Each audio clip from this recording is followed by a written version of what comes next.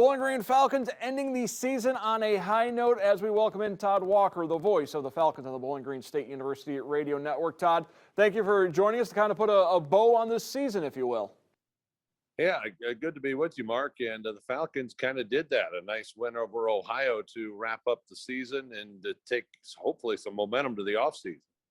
How important of a victory is that for the Falcons? Because, you know, they're 4-8. Perhaps it could have been 8-4, but let's face it, 4-8 is a lot better than 3-9, which is what they would have done if they hadn't taken care of business against the Bobcats.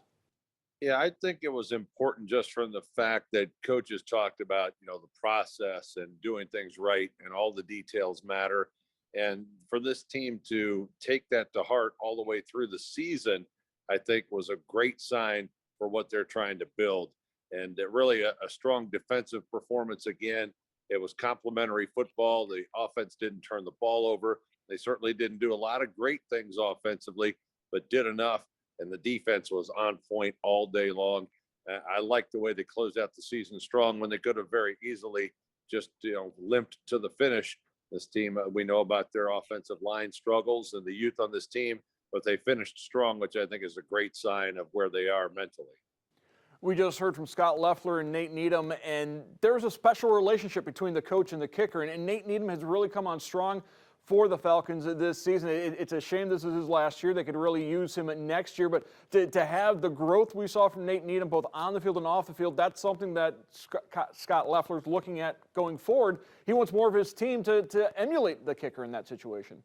Yeah, it's really neat to see a kicker sort of be the example for everybody else, but the improvement is obvious, and you don't get better to that degree without just working very, very hard. And, Nate was a real good weapon in that Ohio game with the way that wind was whipping around.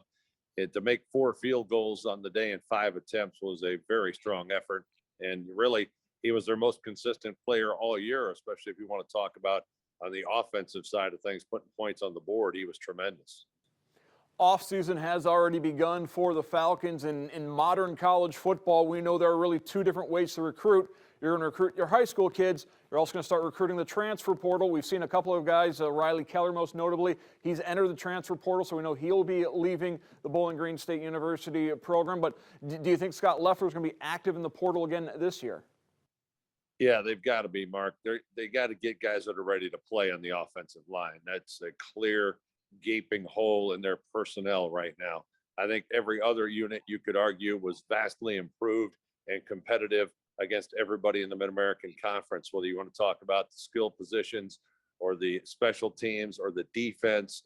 I think they were there. Offensive line was clearly the only thing holding this team back from being above 500, I think, for sure. So I think you're going to see D1 transfers of the likes of the Bryce Brands and the Davon Ferguson's on the O-line this year, and probably multiple, if not multiple of multiples, because they need mature, experienced guys up front, offensive line-wise. I think that's a must, and coaches said that. All right, thank you very much, Todd Walker from the Bowling Green State University Radio Network. As the offseason has begun, Scott Loeffler's busy recruiting, and all signs are now pointing towards UCLA and the opener next Labor Day weekend. Todd, thank you. You're welcome, Mark.